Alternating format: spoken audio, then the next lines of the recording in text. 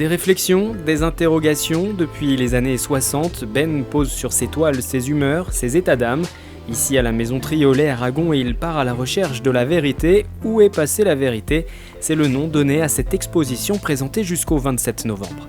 Moi j'ai aimé l'idée d'exposer chez Elsa Triolet Aragon parce que je me demande si ce n'est pas une connotation intellectuelle qui me servait à quelque chose ou pas, mais ça m'a plu et puis j'ai vu les dépliants, il y a eu mes amis Monory et compagnie qui ont exposé ici, donc je me suis dit c'est un bon lieu, mais je ne savais pas qu'il y aurait tellement de monde et je ne savais pas que c'était si important que ça.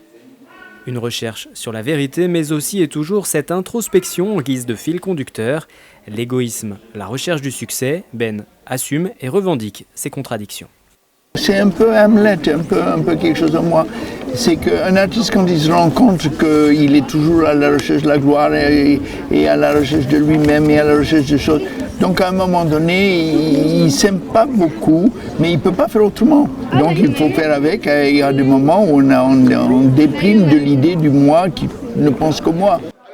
Plasticien, Ben est aussi un performeur. Il aime interpeller son public et n'hésite pas à improviser lors du vernissage, une conférence interactive sur son travail. Il y a des vernissages dans lesquels les gens viennent, prennent un verre de champagne, disent « Oh, c'est beau, oui, c'est beau, magnifique, c'est beau, c'est là ».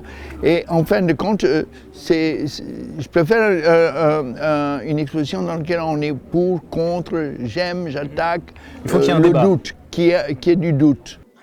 Égocentrique mais qui aime être bousculé dans ses certitudes, Ben est un artiste provocateur et pour saisir les subtilités de son œuvre, le musée Mayol à Paris lui consacre, en marge de cette exposition, une rétrospective complète.